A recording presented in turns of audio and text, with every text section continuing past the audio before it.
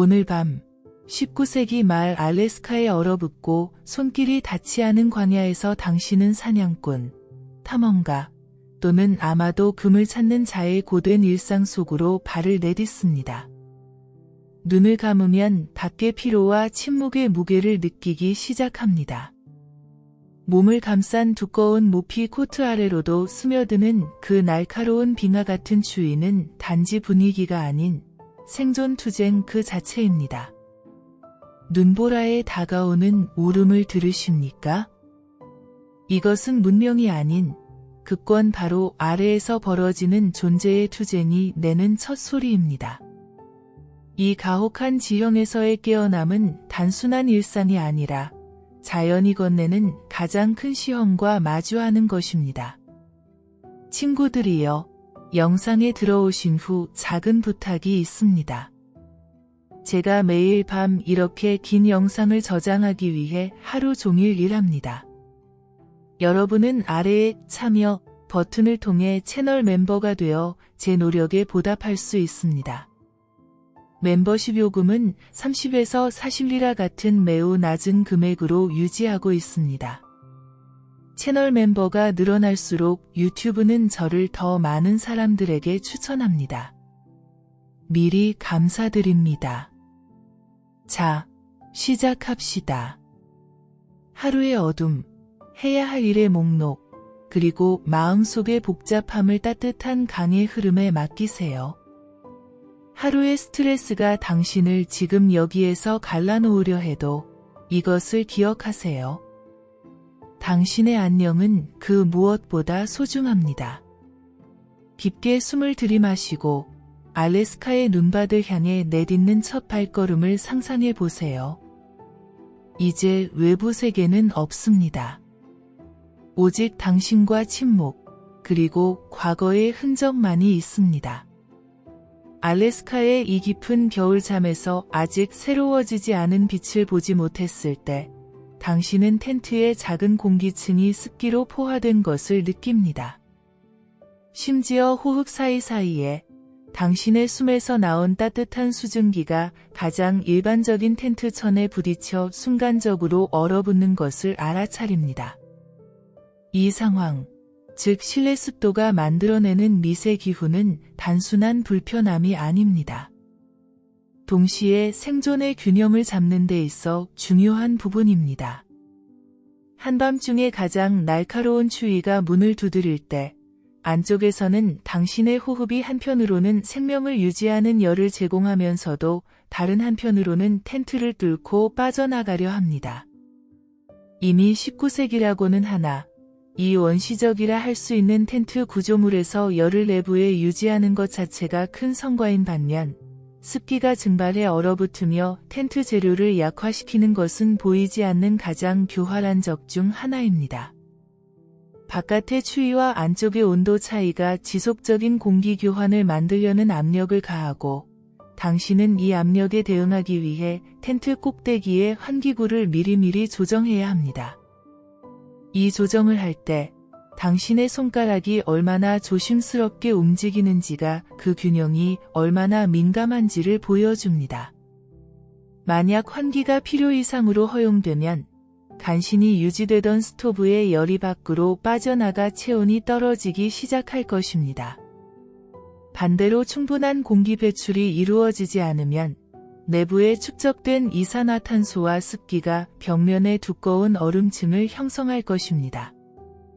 이 얼음은 낮 동안 스토브가 타오르며 녹기 시작해 텐트 안을 물방울로 가득 채우고 침낭을 적셔 다음 밤을 냉기 가득한 지옥으로 만들 것입니다.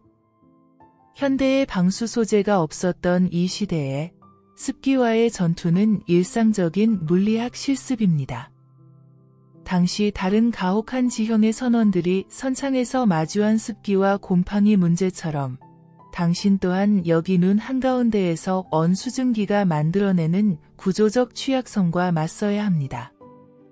건조함을 유지하는 것은 단순한 편의가 아닙니다. 순환계가 건강하게 작동하는 기본 조건입니다. 당신은 손가락을 최상층 덮개, 침구의 깊숙이 가져갑니다. 침엽수 나뭇가지와 폭신한 이끼로 이루어진 2층 아래 안쪽 라이너가 약간 습한 것을 느낍니다. 이 약간의 습기는 당신에게 내부 생명의 지표입니다. 완전히 건조한 환경은 너무 과도한 환기가 이루어지고 있거나 스토브가 제대로 작동하지 않는다는 의미입니다. 모든 것은 균형점의 문제입니다. 바깥 온도계가 마이너스 30디그리 셀시어스를 가리킬 때 텐트 안이 단지 마이너스 5디그리 셀시어스라 해도 그것은 큰 승리입니다. 왜냐하면 이 차이가 당신에게 옷을 말리고 식량을 해동할 기회를 주기 때문입니다. 이 일상에서 가장 중요한 부분은 잠들기 전에 하는 마지막 호흡 점검입니다. 그 순간 당신이 내뱉은 공기가 빠르게 흩어지는 것은 좋은 환기 상태에서 자고 있다는 의미입니다. 만약 무거운 수증기 덩어리가 어딘가에 머문다면 밤새 축적된 습기가 위험한 수준에 도달할 것임을 알아야 합니다. 이제 당신은 스토브의 열기를 높이려 합니다.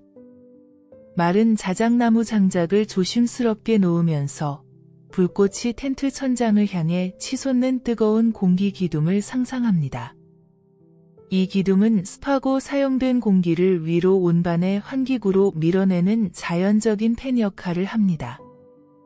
이 단순한 대류 현상은 극지에서 생존하는 물리학적 비밀입니다. 유럽의 밀폐되고 굴뚝 없는 벽난로가 일으키는 공기오염 문제처럼 당신은 여기서 보이는 가스가 아니라 언물 결정과 싸워야 합니다. 이 습기는 또한 담배와 화약의 자연 상태에도 영향을 미칩니다. 과도한 습기는 개인 장비의 성능을 떨어뜨려 사냥 능력이나 방어 능력을 무효화시킬 수 있습니다. 따라서 하루의 첫 빛이 보이기 전에 단지 당신 호흡의 수증기뿐만 아니라 장비가 건조한지도 확인하는 것이 일상의 필수 단계입니다. 이 일은 아침의 움직임 속에서 당신 감각의 절대적인 예리함은 가장 작은 이상 징후도 크게 만듭니다. 단열재 틈으로 스치는 바람에 가는 소리가 당신에게 주변의 일반적인 바람과 그 방향을 속삭입니다. 습도 조절은 사실 소리 조절이기도 합니다. 텐트 천에서 들리는 얼음에 갈라지는 소리가 너무 크고 빠르다면 이는 내부와 외부의 온도 차이가 너무 공격적이고 열기가 한계에 달했다는 의미입니다.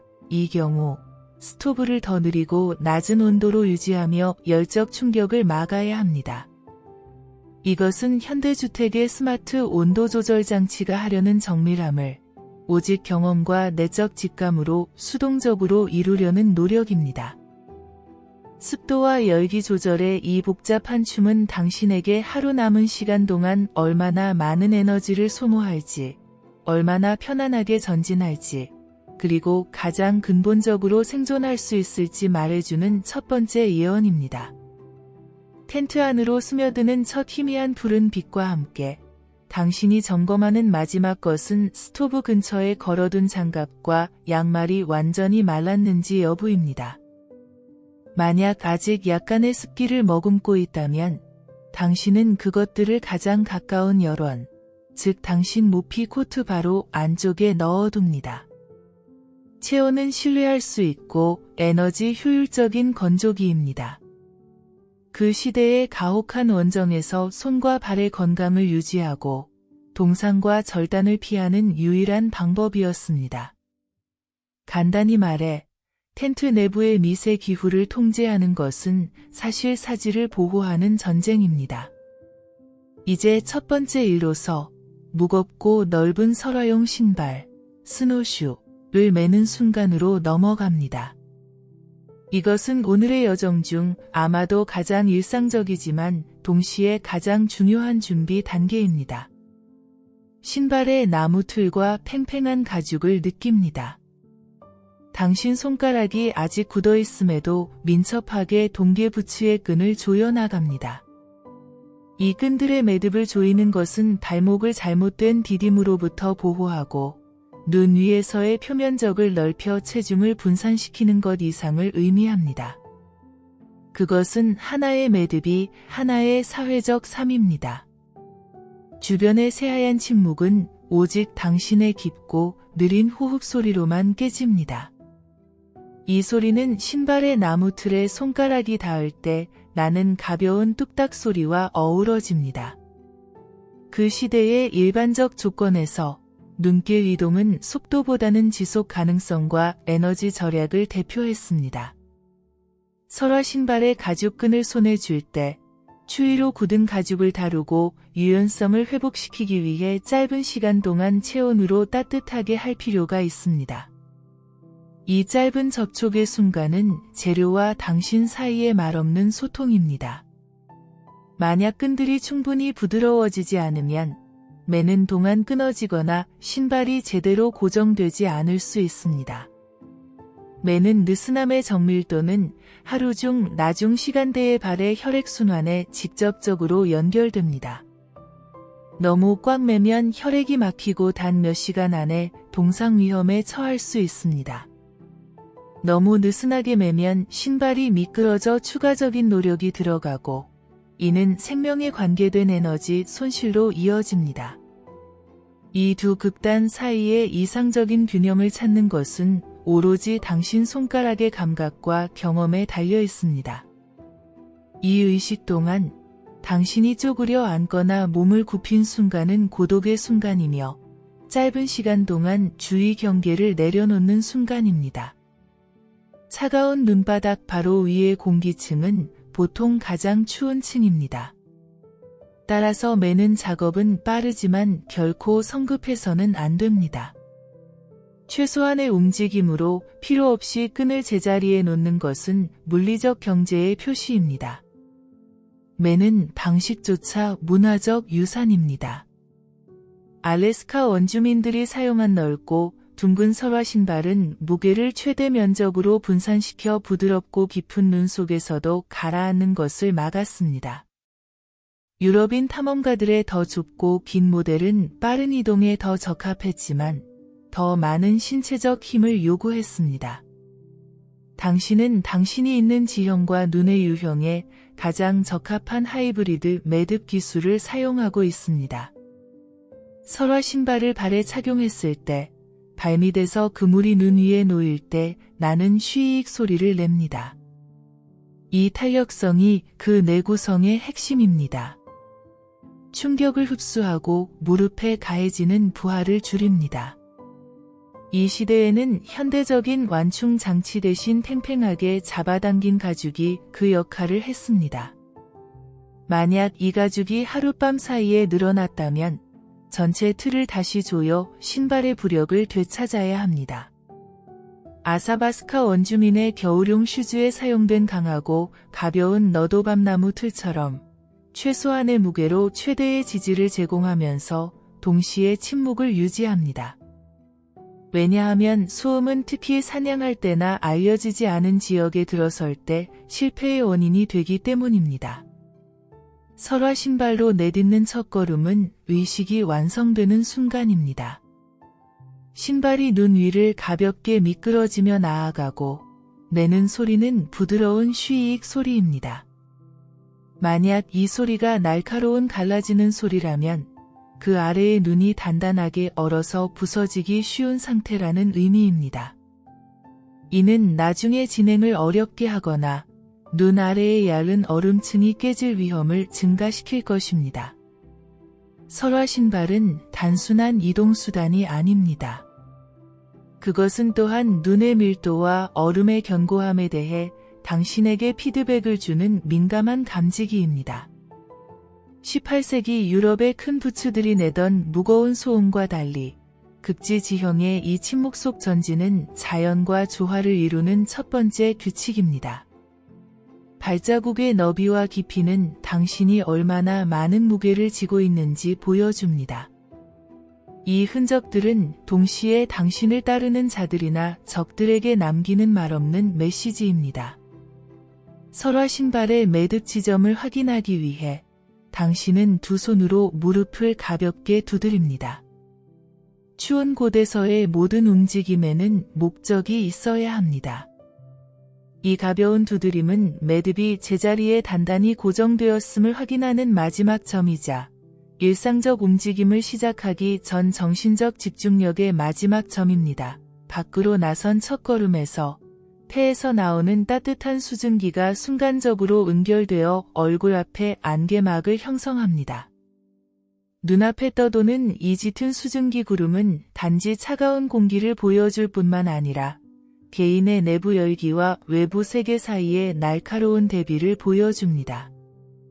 호흡은 느리고 조절되어야 합니다.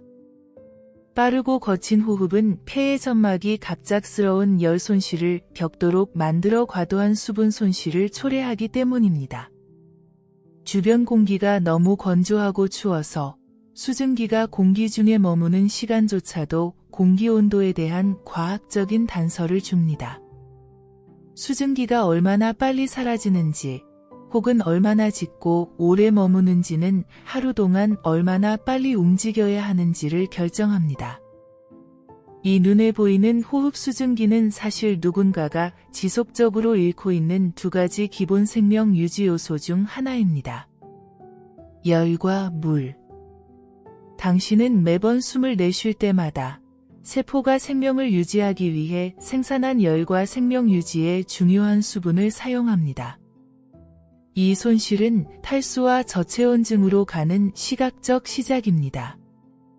따라서 현대 극지 탐험 장비가 개발되지 않은 이 시대에 입과 코를 모피나 스카프로 가리는 것은 단순한 보온 행위가 아니라 이 소중한 수분을 되찾으려는 시도입니다. 천에 쌓인 얼음 결정들은 내쉰 수분의 일부를 붙잡아들이고 당신은 다음 숨을 들이마실 때 조금 더 따뜻하고 습한 공기를 들이마시게 됩니다. 이는 자원 보존의 순환입니다. 호흡 리듬을 조절하는 것은 심장 박동 간격, 따라서 내부 열 생산 제어판의 주요 스위치입니다. 만약 빠르고 얕게 호흡한다면 근육들은 더 빨리 산소를 필요로 하고 더 많은 젖산을 생산해 당신을 지치게 할 것입니다. 반면 깊고 느린 복식 호흡은 더 적은 에너지를 소비하면서 더 효율적으로 산소를 운반합니다. 이는 평정심과 지속 가능성의 물리적 표현입니다. 빠른 움직임과 공황 호흡을 하는 군인들과 달리 당신의 호흡은 리드미컬하고 절제되어야 합니다. 왜냐하면 여기서 적은 단지 추위뿐만 아니라 성급함 자체이기 때문입니다. 수증기의 모습은 또한 조건을 이해하는 도구입니다. 바람이 없고 공기가 극도로 고요하다면 수증기는 수직 기둥을 이루며 위로 올라가고 즉시 흩어지지 않습니다. 이는 바람 속도가 거의 제로에 가깝다는 의미이며 이런 조건에서는 소리가 아주 멀리까지 전달될 수 있음을 알아야 합니다. 만약 수증기가 즉시 흩어지고 수평 줄무늬를 그리며 휩쓸려 간다면 이는 강한 바람의 흔적을 나타내며 이 경우 체온 손실, 즉 바람에 의한 냉각이 가속화됩니다. 호흡이 만들어내는 소리조차 중요합니다. 쌕쌕거리는 소리는 폐와 기도가 차가운 공기 때문에 수축되었음을 나타내며 이 경우 속도를 늦춰야 합니다. 조용하고 깊은 호흡은 아직 조화를 이루고 있고 내부 균형이 유지되고 있음을 보여줍니다. 이 온도에서의 여력학은 현대 과학 측정 장치가 없던 이 시대에 오직 감각기관으로 수행하는 순간적인 분석입니다. 17세기 초기 탐험가들이 태양과 별을 보고 방향을 정했듯이 당신도 당신 호흡의 수증기를 보고 생존 지표를 판정합니다. 특히 극한의 기후 조건에서 냉동된 공기 속 호흡 수증기가 빛에 반짝일 때 그것은 때로 당신에게 유일한 시각적 참조점을 제공합니다. 이것은 주변 환경의 짧은 시각적 포착이자 존재의 짧은 시각적 확인입니다. 호흡 수증기가 눈앞을 지나가는 것은 다음 숨을 들이마실 시간이 다가왔음을 알리는 자연의 경고입니다. 이 리드미컬한 호흡의 전시와 일관성을 유지함으로써 과거의 걱정과 미래의 부담에서 멀어지게 합니다. 이제 당신을 기다리는 썰매 개들로 향합니다. 몇 걸음 떨어진 텐트 근처, 그들은 아침의 첫 순간들의 불안함 속에 있습니다. 얼어붙은 밤의 고요함 뒤, 그들의 에너지가 상승하고 출발에 대한 흥분이 그들의 울음소리와 발로 단단한 눈을 파헤치는 소리에서 느껴집니다. 이 동물들이 내는 짧고 빠른 신호들은 단지 인내심의 표현이 아닙니다. 그것은 또한 하루의 경로에 대한 예측적인 의사소통 형태입니다. 개들의 낮은 으르렁거림이나 가벼운 짖음은 그들의 신체 상태에 대한 미세한 세부 사항을 알려줍니다. 예를 들어, 일부는 침낭 역할을 하는 모피더미 아래에서 나오는 저주파 울음소리는 단지 인내심이 떨어지고 있음을 보여줍니다. 개들이 밤새도록 그들의 배 아래 파놓은 구멍에서 일어날 때 내는 부스럭거리는 모피 소리는 그들 자신의 몸이 얼마나 잘 단열되어 있는지 상기시켜줍니다. 극지 모피는 단지 따뜻함을 유지하는 것뿐 아니라 외부 습기를 막아 내부가 건조하게 유지되도록 합니다. 이 동물들은 당신과 마찬가지로 열 조절과 습기 관리의 물리적 달인들입니다. 그들 중 한 마리의 짧고 날카로운 짖음은 무리 안의 다른 개들의 불안을 진정시키고 질서를 회복시킵니다. 이 소리는 지식과 훈련이 소리를 통해 계속됨을 상징합니다. 당신이 썰매 팀에 다가갈수록 쇠사슬이 부딪히며 내는 가느다란 금속성 딸랑이 소리가 아침의 침묵을 깨뜨립니다. 각계의 이름을 부르며 격려하는 것은 하루를 시작하는 동기를 부여하는 심리적 의식입니다. 개들은 단순한 동력원이 아닙니다. 그들은 또한 이 고요하고 인간으로부터 멀리 떨어진 지형에서 감정적 유대를 형성하는 유일한 생명체입니다. 그들이 강하고 건강한 것은 당신의 생존을 보장하는 것입니다. 만약 한 마리가 움직이기를 꺼리며 가볍게 으르렁거린다면 그것은 밤새 힘들었거나 어떤 부분이 추위에 시달렸음을 의미할 수 있으며 그 개의 하루 작업량을 재조정해야 할 필요가 있습니다. 이 썰매 개들의 울음소리는 단지 배고픔이나 움직이고 싶은 욕망이 아닙니다. 그것은 또한 주변의 다른 생명체들에게 보내지는 영역 경고 시스템입니다. 이 소리는 숲속에서 사냥꾼들이 사용하는 인공적인 신호와 달리 유기적이고 자연스러운 경보 시스템입니다. 소리의 음색과 반향 시간은 당신에게 계곡의 너비와 눈의 밀도에 대한 정보조차 줄 수 있습니다. 눈이 얼마나 밀집하고 부드러운지에 따라 소리가 빨리 흡수되고 반향이 적습니다. 만약 울음소리가 공기 중에 오래 머문다면 이는 공기 상태가 더 건조하고 추워졌음을 의미합니다. 불안의 절정은 급식 시간에 일어납니다. 언 고기가 그들 앞에 던져졌을 때 그들 사이의 으르렁거림과 큰 삼킴 소리는 그들이 에너지 저장고를 빠르게 채우고 있음을 나타냅니다. 이것은 생존 투쟁이 원초적인 멜로디입니다. 이 동물들의 높은 신진대사 속도는 당신에게 빠르게 칼로리를 소모한다는 사실을 상기시킵니다. 그 시대의 일반적 조건에서 썰매 개들은 문명이 가장 외딴 곳까지 닿도록 하는 기술적 혁신으로 여겨졌습니다.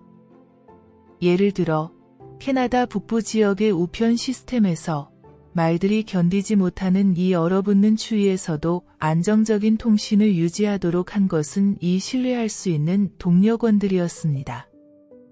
당신은 또한 그들의 울음소리에서 일하는 상태를 감지해야 합니다.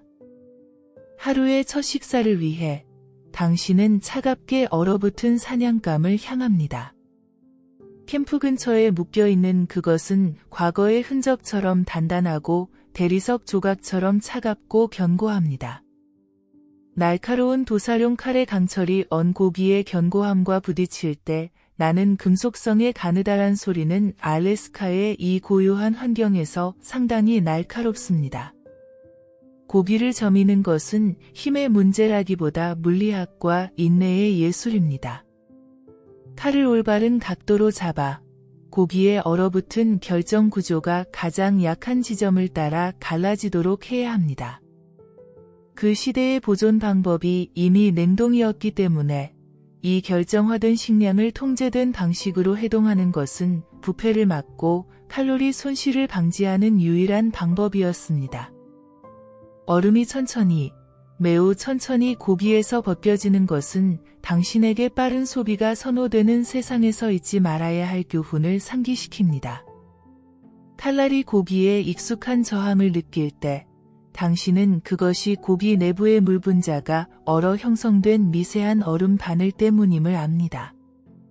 이 바늘들은 만약 잘못된 각도로 자르려 한다면 칼날을 순식간에 무디게 할 수 있으며 이 지형에서 무딘 칼은 사냥과 준비 능력의 상당 부분을 상실하는 것을 의미합니다. 이를 위해 당신은 강하게 누르기보다는 압력을 가하고 짧은 리드미컬한 움직임으로 고기를 갈라내려 합니다. 자른 조각들이 고르고 얇을수록 해동 속도가 빨라집니다. 두꺼운 덩어리는 중심부의 얼음이 녹을 때까지 기다려야 함을 의미하며 이는 시간 낭비와 에너지 낭비입니다. 언 고기를 자르는 것은 당신에게 장갑 없는 맨손으로 추위를 느낄 기회를 줍니다. 장갑을 벗는 것은 짧지만 깊은 희생입니다. 고기의 촉감은 거의 살을 에는 듯이 차갑습니다. 만약 공기가 매우 건조하다면 고기는 더 부서지기 쉽고 더 쉽게 갈라질 것입니다. 만약 대기가 조금 더 습하다면 고기 표면은 얼음 유리처럼 되고 칼날 위에서 미끄러질 것입니다. 두 경우 모두 자르기의 어려움이 당신에게 변화하는 조건에 대한 직접적인 데이터를 제공합니다. 이제 잘라낸 얇은 조각들을 스토브 근처나 당신의 체온을 이용할 작은 주머니 안에 놓습니다. 통제된 해동 과정이 시작됩니다. 고기를 열원에 너무 가까이 두면 바깥 부분만 익고 안쪽은 여전히 얼어있을 수 있으며 이는 영양가 감소와 고기 경화로 이어질 수 있습니다. 가능한 한 가장 느린 해동을 보장하는 것은 천연 수분이 손실되는 것을 막고 최대 칼로리 섭취를 보장합니다. 16세기 대항해 시대의 괴혈병과 싸우던 선원들의 짠 고기 소비와 달리 당신의 식단은 신선하지만 언 고기의 단백질과 지방이 풍부한 생명 유지 식품입니다. 고기가 녹는 순간은 또한 인내심이 시험받는 순간입니다. 고기는 얼어붙은 상태에서 열 에너지를 흡수해 결정 구조에서 액체 상태로 변환되며 이 과정에서 주변 공기로부터 열을 빠르게 빨아들입니다. 만약 고기를 손에 쥐고 있다면 손가락의 모세혈관이 빠르게 수축하고 손이 저릴 수 있음을 느낄 것입니다. 따라서 당신은 고기를 꼭 필요한 만큼만 줍니다.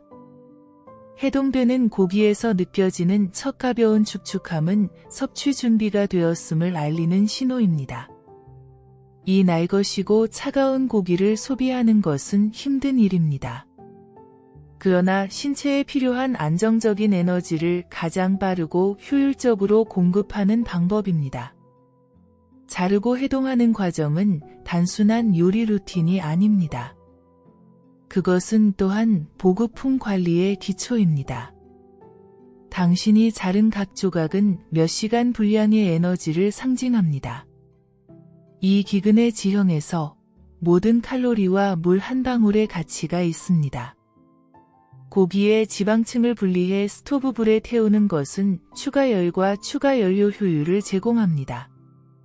이 경제적 사고는 생존 의식 그 자체입니다.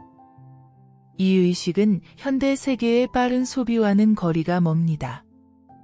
여기서 한 입은 승리입니다. 해가 뜨기 전에 이 어두운 시간대에 하늘의 가장 웅장한 시각적 향연이 희미해지는 순간이 있습니다.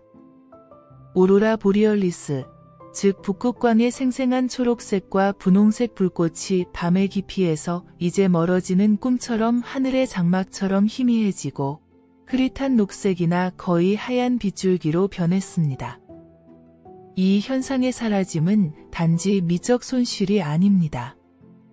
그것은 또한 대기 상태와 다가올 하루의 날씨에 대한 물리적 지표입니다.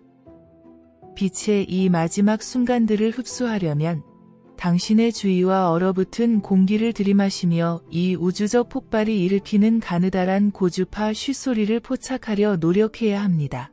빛이 희미해지면서 이 조용한 작별은 태양풍과 지구의 자기장 사이의 충돌을 상상하게 합니다. 밤의 공간에서 대기와 충돌해 생긴 이 에너지 폭발은 이제 사라지고 다른 더 강력한 빛인 태양의 첫 빛이 지평선을 은은하게 비추기 시작합니다. 현대 실험실에서 스펙트럼 분석으로 연구되는 이 색깔들은 당신에게 단지 아름다움이 아니라 또한 자기극에 얼마나 가까이 있는지를 나타내는 지표입니다. 빛이 얼마나 낮게 나타나는지는 당시 대기의 밀도에 대한 힌트를 줍니다. 빛이 희미해짐과 함께 당신의 눈은 주변에 눈 덮인 언덕과 얼어붙은 나무들의 세부 사항을 구분하기 시작합니다. 이 시각적 전환은 뇌가 야간 모드에서 낮 모드로 전환되도록 돕습니다. 희미한 녹색 빗줄기가 하늘과 눈이 만나는 선에서 가느다란 줄기로 분리됩니다. 이 줄기는 당신에게 하루가 몇 시간 지속될지, 그리고 만들어질 열기가 얼마나 강할지에 대한 첫 번째 예측 기회를 제공합니다.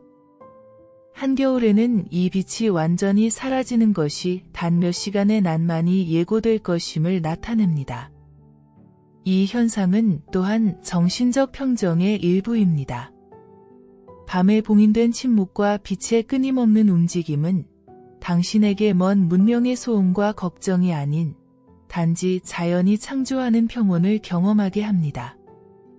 18세기 북극점에 처음 도달한 탐험가들의 일기에서 발견되는 두려움과 경외감이 뒤섞인 감정처럼 당신도 이 거대한 자연 현상 앞에서 자신의 자금을 느낍니다. 빛이 더 이상 볼 수 없게 되는 순간은 물리적 현실에 완전히 집중할 시간이 왔으며 마법 같은 순간들이 뒤처졌음을 의미합니다. 희미해지는 오로라는 당신에게 이온층의 고에너지 입자가 감소하고 있음을 속삭입니다.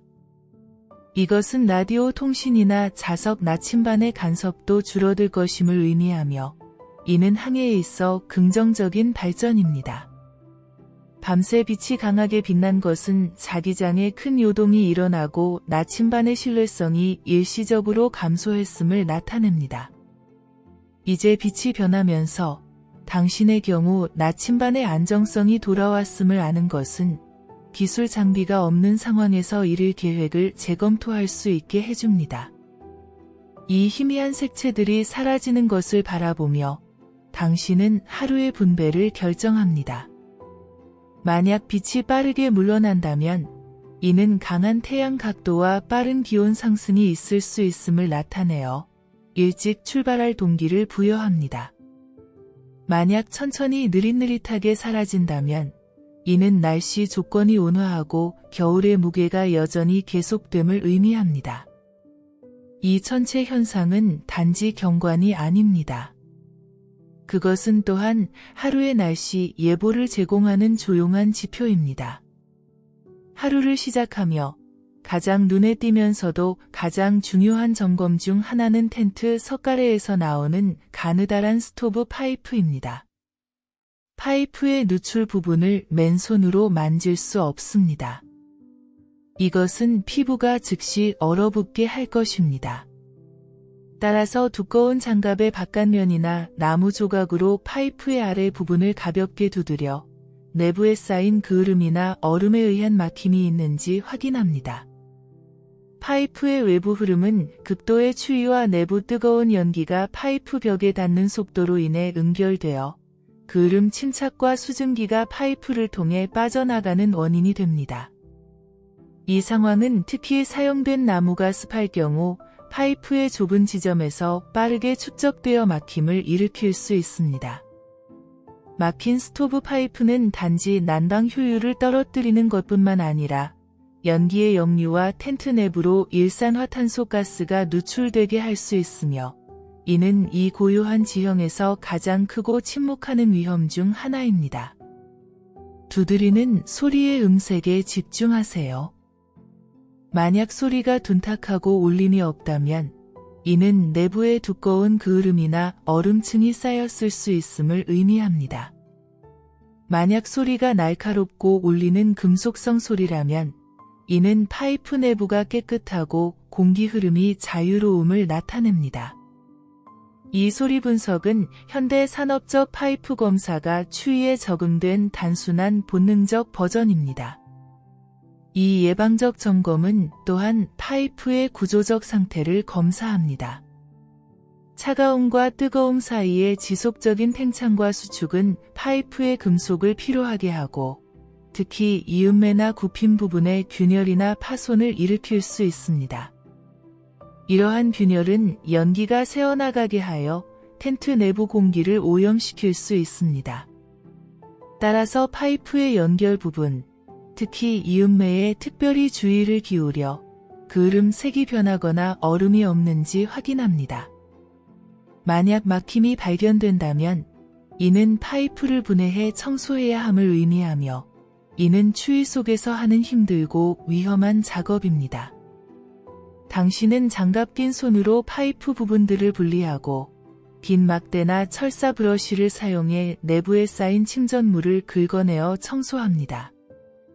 이 작업 중에 제거된 그을음이 텐트 내부나 바깥의 깨끗한 눈 위에 떨어지지 않도록 주의합니다. 왜냐하면 이 그을음은 가연성이며 작은 불씨도 큰 재앙으로 이어질 수 있기 때문입니다. 유럽의 굴뚝이 높은 지붕에서 위험했던 것처럼 당신은 여기서 눈 덮인 지붕 위에서 그러나 더 가혹한 기상 조건 아래에서 이 생명을 구하는 청소를 수행합니다. 막힘 점검의 또 다른 목적은 파이프 연결부나 바람막이 캡이 눈보라 중에 막히거나 손상되지 않았는지 확인하는 것입니다. 때로는 쌓인 눈이 파이프 입구를 완전히 막을 수 있습니다. 이 경우 파이프를 아래에서 밀거나 긴 도구로 눈을 제거해 공기 유출을 다시 확보해야 합니다. 파이프의 자유로운 흐름을 보장하는 것은 단지 따뜻함을 위한 것이 아닙니다. 그것은 또한 정신적 명료함과 안전을 유지하기 위한 기본 단계입니다. 알래스카의 이 북쪽 위도에서 클래식한 나침반의 방향 지시력은 남부 온대 기후에서만큼 신뢰할 수 없습니다. 나침반 바늘을 평평한 곳에 놓을 때 바늘의 미세한 떨림과 지역의 진북을 찾으려 할 때의 불안정한 움직임을 관찰합니다. 이 불안정성은 자기 북극에 대한 근접성의 결과입니다. 여기서 자기장선은 지표면의 수평이 아니라 거의 수직 각도로 대기권으로 들어가며 이는 바늘이 정확한 정렬을 하기 어렵게 만듭니다. 따라서 바늘이 가리키는 방향에 절대적인 신뢰를 둘 수 없습니다. 나침반에서 얻은 방향은 단지 시작점입니다. 이 편차량을 수정하려면 지도, 만약 있다면 에 표시된 진북과 자기 북극 사이의 차이를 알아야 합니다. 이 차이는 연간 자기 이동 때문에 끊임없이 변화하며 매일의 보정을 필요로 합니다. 이 떨리는 바늘은 자연이 확실함을 좋아하지 않으며 변화와 예측에 기반하고 있음을 상기시킵니다. 이 지형에서 올바른 방향 결정은 나침반보다는 눈 위의 흔적, 바람이 눈을 쌓는 방식, 그리고 랜드마크가 되는 산이나 나무 군락이 태양에 대해 비치는 각도에 더 의존합니다. 나침반 바늘을 몇 군데 다른 곳에서 확인합니다. 금속 물체, 장비 또는 스토브에서 충분히 떨어져 있는지 확인해야 합니다. 왜냐하면 이렇게 약한 자기장에서는 가장 작은 금속 조각도 바늘을 쉽게 왜곡시킬 수 있기 때문입니다. 이 다중 확인 의식은 오류 가능성을 최소화하기 위한 수동 교정입니다. 당시 일반적인 조건에서의 나침반 민감도와 정확도는 현대 기준보다 훨씬 낮았습니다. 항해에 사용된 크고 무거운 나침반들과 달리 경량의 육상용 나침반은 수직 인력 때문에 더 많은 어려움을 겪었습니다. 이 상황은 바늘의 진행을 돕기 위해 나침반을 살짝 기울이거나 가볍게 흔들어야 할 필요성으로 이어집니다. 이 움직임은 인내와 물리 법칙을 이해하는 능력의 시험입니다. 태양의 위치는 나침반에서 얻은 정보의 정확성을 검증하는 가장 신뢰할 수 있는 방법입니다. 아침에 이른 시간, 해가 여전히 지평선에 낮을 때 진정한 동쪽을 찾는 가장 결정적인 순간입니다. 그림자가 가장 길고 날카로운 이 순간을 자기 각도와 실제 방향 사이의 차이를 관찰해 확인합니다. 나침반이 제공하는 기술적 데이터는 자연적 데이터와 비교 검증되어야 합니다. 만약 날씨가 흐리고 태양이 보이지 않는다면 바람의 방향과 일정한 눈 퇴적물의 모양이 대체 나침반이 됩니다. 바람은 항상 특정 방향으로 눈을 쌓으며 이 바람의 흔적을 따라가는 것은 당신에게 장기적인 진행 방향을 제공할 수 있습니다. 나침반 바늘의 신뢰성은 자연을 읽는 당신의 능력이 기술적 도구보다 얼마나 우월한지 상기시킵니다. 하루 중 가장 기본적이면서도 힘든 임무 중 하나는 식수를 확보하는 것입니다. 텐트 바로 옆에 언 호수나 개울에서 물을 얻기 위해 무겁고 날카로운 도끼를 손에 듭니다. 도끼가 부딪힐 때 나는 둔탁하고 울리는 소리는 지역의 침묵을 산산조각 내며 이 소리는 킬로미터까지 전달될 수 있습니다. 이것은 경고 신호이며 주변의 사냥꾼이나 야생 동물들의 주의를 끌 수 있습니다. 얼음을 깨는 것은 규칙적이고 강한 타격을 요구합니다. 각 타격은 얼음의 표면 장력을 극복하고 결정 구조의 균열을 만들어야 합니다. 얼음의 종류에 따라 이 과정은 길고 지칠 수 있습니다. 당신이 휘두르는 도끼의 날카로운 면과 얼음 사이의 접촉에서 퍼지는 하얀 가루 구름이 공기 중에 매달립니다. 도끼가 미끄러지지 않도록 올바른 각도로 잡고 타격이 일관되게 유지되도록 해야 합니다. 첫 번째 깊은 균열이 나타날 때 당신은 얼음의 저항이 깨졌음을 봅니다. 이 지점부터 당신은 도끼의 무거운 머리 부분을 지렛대로 이용해 얼음의 큰 조각들을 분리하기 시작합니다. 물이 흐르는 어둡고 깊은 검정색이 나타납니다. 이것은 생명의 원천에 도달한 순간입니다. 조각난 얼음 덩어리들을 모으면서 당신은 그것들을 얼마나 빨리 녹일지 생각합니다. 녹는 속도는 얼음의 밀도와 순도에 달려 있습니다. 만약 모은 얼음이 표면에서 왔고 더 흐릿하게 보인다면 그 안에 더 많은 공기가 갇혀 있어 더 빨리 녹을 것입니다. 만약 얼음이 더 깊은 곳에서 왔고 투명한 푸른 색조를 띈다면 더 밀도가 높고 더 많은 열을 필요로 할 것입니다. 이 관찰은 얼마나 많은 얼음을 모을지 그리고 스토브 옆에서 얼마나 많은 시간을 보낼지 결정합니다. 얼음이 녹기 시작하는 것은 큰 에너지 투자의 결과물입니다. 1kg의 얼음을 완전히 액체로 만드는 데 필요한 열에너지, 즉 융의 자멸은 액체 상태의 물이 얼마나 소중한지 보여줍니다. 현대주택의 수도꼭지에서 흐르는 물과 달리 당신에게는 한 방울의 액체도 중요한 신체적 노력의 산물입니다. 이 물은 탈수를 예방하고 음식을 조리하며 생명 유지를 위한 기본 연료인 주요 자산입니다. 얼음 덩어리들을 텐트로 나르면서 당신은 그것들을 스토브 위에 놓을 용기에 담습니다. 냄비 안에 얼음이 녹기 시작할 때 나는 지속적인 가벼운 탁탁 소리는 당신에게 하루의 풍요와 에너지가 증발하는 현실을 속삭입니다.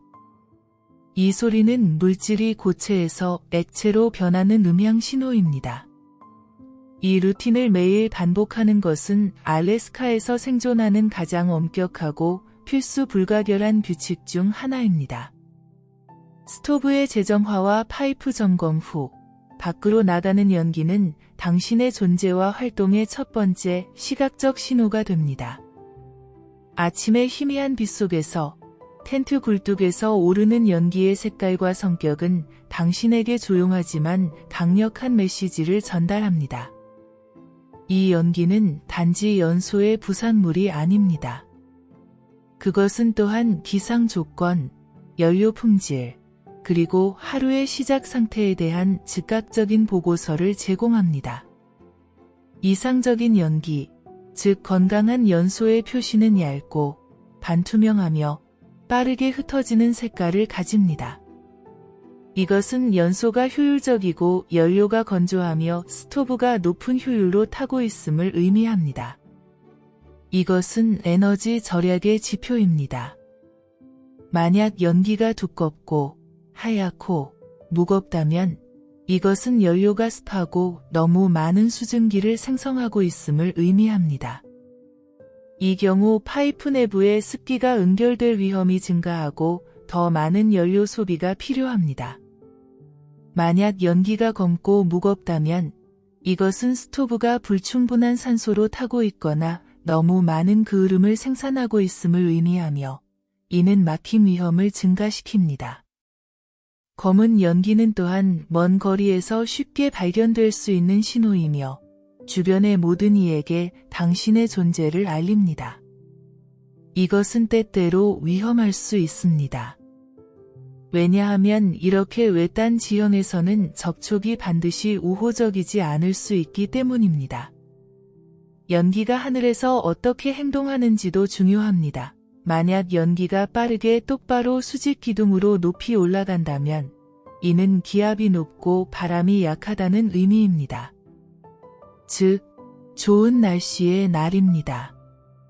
만약 연기가 낮게 머물고 지면 가까이에서 수평으로 휩쓸린다면 이는 기압이 낮고 바람이 강하다는 의미입니다. 즉, 날씨가 악화될 것이라는 경고입니다. 19세기 초 미국 대평원의 이주자들이 연기의 상승 방식을 보고 먼 마을의 거리를 추측했듯이 당신도 여기서 자연의 신호를 읽습니다. 이것은 또한 지역의 다른 사람들을 위한 신호로 사용될 수 있습니다. 만약 알려진 교역로에 있거나 탐험대의 일원이라면 특정 색이나 특정 패턴의 연기는 미리 약속된 코드로 특정 메시지나 상태를 전달할 수 있습니다. 이것은 라디오나 전신이 없었던 시대의 먼 거리에서 의사소통하는 가장 원시적이지만 효과적인 방법입니다. 아침 연기와 희미한 빛의 결합은 시간의 경과를 보여줍니다. 연기가 더 이상 두드러지지 않는다는 것은 태양빛이 강해지고 대기가 따뜻해지기 시작했음을 의미합니다. 연기의 흩어짐은 이제 당신이 눈으로 주변을 더 선명하게 보고 경로를 결정할 때 더 적은 오류를 만날 것임을 보여줍니다. 하루의 첫 연기는 단순한 물리적 신호 이상입니다. 그것은 하루의 성공 가능성을 알리는 조용한 시작의 전압입니다. 옷 입는 행위는 알래스카의 이 얼어붙는 숨결 속에서 단순한 덮개가 아닙니다. 그것은 또한 물리학입니다. 당신이 입는 각 재료는 특정한 공기 투과성 수준을 가져야 하며 이는 신체 열 생산과 습기 배출을 균형시키는 민감한 시스템의 일부입니다. 밤 이후 몸이 아직 수면의 관성 상태에 있을 때 옷을 입기 시작하면 가장 안쪽 층의 부드럽고 통기성 있는 질감을 느낄 수 있습니다. 이 층은 피부에서 나오는 습기를 빠르게 흡수해 바깥층으로 전달하여 몸을 건조하게 유지합니다. 이 공기 투과성은 당신의 생존 시스템에서 가장 중요한 허용 오차를 구성합니다. 층들이 너무 빡빡하고 통기성이 없다면 걷거나 일할 때 생성된 수증기가 안에 갇힐 것입니다. 이 수증기는 차가운 바깥층과 접촉해 빠르게 얼고 옷의 단열 값을 감소시킵니다. 적거나 축축한 단열재는 단열 기능을 잃고 저체온증에 대한 당신의 취약성을 증가시킵니다. 이 상황은 17세기 양털로 된 빡빡한 유럽식 의복이 얼마나 부적절했는지를 보여주는 구체적인 예입니다. 바깥층은 바람을 막아야 하지만 내부 습기가 어느 정도 빠져나가는 것을 허용해야 합니다. 이것은 전통적으로 사용된 동물 가죽이나 촘촘하게 짜인 거친 천이 제공하는 균형 잡힌 특성입니다. 만약 바깥층이 완벽하게 방풍이라면 내부 습기가 빠져나가는 것이 불가능해지고 내부 결빙 위험이 증가합니다. 이 층들의 배열과 조정은 경험과 매일의 기상 조건에 따른 즉각적인 조정을 요구합니다. 옷 입는 동안 가장 작은 실수도 생명을 위협할 수 있습니다. 예를 들어 소매 끝이나 목 부분이 약간 열려 있다면 작은 바람이 스며들어 국부적 열 손실의 원인이 될 수 있습니다. 이것은 단지 오한이 아닙니다. 그것은 그 지역의 혈액순환을 늦추고 동상 손상이 시작되는 연쇄 반응입니다. 따라서 각 층이 서로 완벽하게 맞고 단추와 끈이 완전히 잠기는 것이 이 의식에서 가장 세심한 부분입니다. 이 레이어링 시스템은 자신의 온도 조절 장치를 수동으로 조합하는 것과 같습니다. 예를 들어 힘든 등반을 시작하기 전에 한두 겹을 벗어 과도한 발열과 따라서 과도한 발안을 방지합니다. 그러나 멈출 때는 생성된 수분이 함정에 빠지지 않도록 즉시 다시 입어야 합니다. 이는 나중에 에너지 소비를 방지하기 위해 즉시 하는 에너지 지출입니다. 벗은 옷들은 즉시 썰매짐이나 모피 코트 안에 보관되어 일정한 체온으로 말라있도록 합니다. 이 지속적인 관리야말로 현대 기술에 접근할 수 없던 이 시대에 자신의 운명을 미세한 계산의 예술로 결정짓는 것입니다. 옷의 공기 투과성에 대한 미세 조정은 바람의 힘에 따라 변합니다. 바람이 매우 강하다면 공기 투과성이 더 낮은 바깥층을 원할 것입니다. 만약 공기가 잔잔하다면 더 많은 습기 전달을 위해 공기 투과성이 더 높은 바깥층을 선호할 것입니다. 이 유연성이 당신을 단일한 의복 구성에 종속되는 상태에서 구해줍니다. 의복의 질감과 무게가 주는 느낌은 오차 범위에 대해 속삭입니다. 너무 많은 층은 무게와 움직임 제한을 의미합니다. 너무 적은 층은 치명적인 열 손실을 의미합니다. 이 외딴 곳에서 당신의 총은 단순한 사냥 도구가 아닙니다. 그것은 생명보험입니다. 장거리 사냥용 소총의 추운 날씨 관리는 가장 작은 실수도 재앙으로 이어질 수 있는 기계적 온정을 요구합니다. 금속은 이 추위에서 극도로 부서지기 쉽고 반응 속도가 느려집니다. 총의 나무 개머리판과 금속 총열 사이의 팽창률 차이는 정밀한 조준 능력에 부정적인 영향을 미칠 수 있습니다. 관리 체제를 시작할 때 첫 번째 일은 총의 금속 표면과 작동 부위의 온도를 확인하는 것입니다. 가장 큰 위험은 습기가 총의 움직이는 부분으로 스며들어 얼지 않도록 하는 것입니다. 방아쇠와 기계 장치의 가장 작은 부분에 쌓인 얼음 결정은 순식간에 총을 작동 불능 상태로 만들 수 있습니다. 따라서 총에 호흡을 불어넣는 것과 같은 가장 작은 행위도 절대적으로 피해야 합니다. 이는 현대 사격장의 세심함보다 훨씬 더 높은 수준의 주의를 요구합니다. 윤활은 이 추위에서 가장 중요하면서도 가장 오해하기 쉬운 단계입니다. 온화한 기후에서 사용되는 표준 윤활유는 이 온도에서 즉시 걸쭉해져 페이스트처럼 되어 움직임을 방해합니다. 이는 기계 장치가 느려지거나 완전히 얼게 할 수 있습니다. 따라서 동물성 기름이나 특수 제조된 더 묽고 동결점이 낮은 기름을 아주 적은 양으로 사용해야 합니다.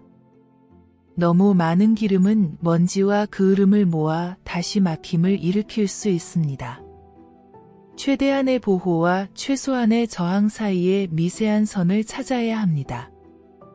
총열 청소 중에는 금속 브러쉬와 청소 막대의 끝이 내부에 손상을 주지 않도록 주의합니다. 차가운 금속은 매우 취약하며 가장 작은 흠집도 총열의 수명과 사격 정밀도를 단축시킵니다. 이는 장거리 사냥에서 단 한 발로 결과가 결정될 수 있음을 의미합니다. 두 번째 기회는 없을 수 있습니다. 따라서 체계적이고 리드미컬하게 청소합니다. 그런 후 마른 걸레로 모든 습기를 제거합니다. 탄약도 동일한 관리가 필요합니다. 화약이 습기를 머금거나 뇌관이 추위로 인해 반응하지 않는 것은 생명을 위협하는 실패를 의미합니다. 탄약을 체온으로 유지되는 방수 케이스에 보관하는 것이 발화 신뢰성을 유지하는 유일한 방법입니다. 18세기 분쟁에서 화약이 습기를 머금어 발생한 문제들처럼 당신도 여기서 자연의 무자비함에 대항해 무기의 완벽한 상태를 유지해야 합니다.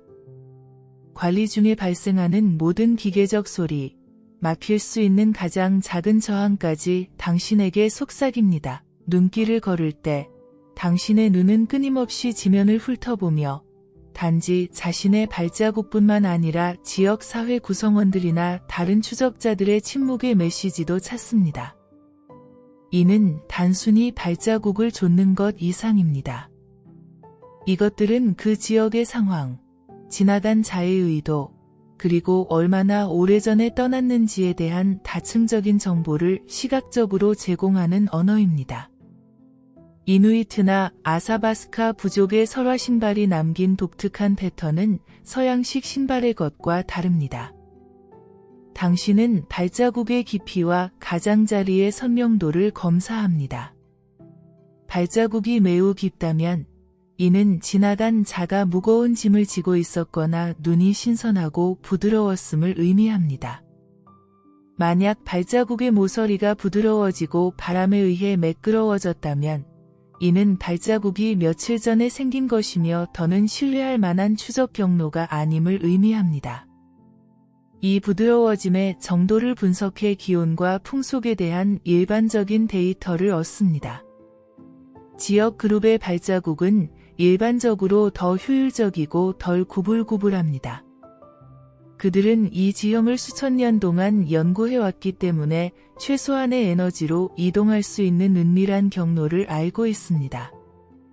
그들의 발자국이 당신을 가파른 경사면 대신 더 보호된 계곡으로 인도하는지 관찰합니다. 만약 사냥 경로를 따른다면 발자국의 패턴이 수컷인지 암컷인지 확인합니다. 큰 행렬은 일반적으로 큰 정착지로의 이동을 의미합니다. 이 발자국 읽기 시스템은 미국 개척 시대 탐험가들이 원주민 부족의 사냥 기술을 이해하려 했던 것처럼 생존과 사회적 상호작용의 열쇠입니다. 발자국이 항상 끊기거나 방향을 바꾸는 곳은 당신에게 위험이나 사냥 기회에 대한 침묵의 경고를 줍니다. 아마도 곰의 발자국이 그 지역의 큰 포식자가 활동 중임을 알려줄 수 있습니다.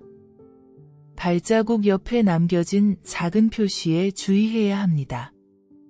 부러진 나뭇가지, 특정 방향으로 놓인 돌, 또는 작은 연기 흔적. 이것들은 부족 구성원들의 개인적인 의사소통 코드일 수 있습니다. 통행 허가, 위험 경고, 또는 보급품 저장소의 위치. 이를 잘못 해석하는 것은 단순한 길 이름이 아닙니다.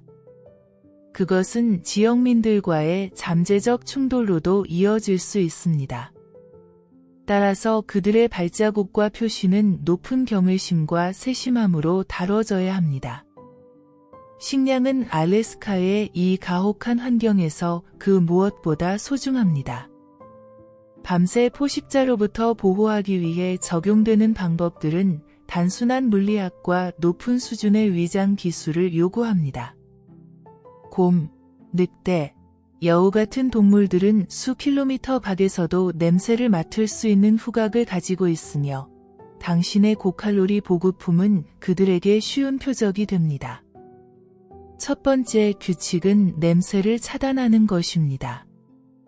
익히거나 생선 고기의 냄새가 공기 흐름에 퍼지는 것을 막기 위해 당신은 그것들을 단단히 쌓인 가죽 자루나 금속 용기에 보관합니다. 이렇게 하면 그들의 예리한 후각을 바로 표적으로 향하게 하기 어렵습니다. 이 냄새 억제는 야생의 냄새 감각보다 한 발 앞서 나가려는 노력입니다. 저장 장소는 캠프에서 충분히 멀리 떨어져 있어야 합니다. 음식을 텐트 근처에 보관하는 것은 큰 위험을 감수하는 것입니다. 왜냐하면 그것이 곰이나 늑대 무리를 바로 당신의 생활 공간으로 끌어들일 수 있기 때문입니다. 음식을 높은 나뭇가지에 매다는 것은 표준적인 해결책입니다.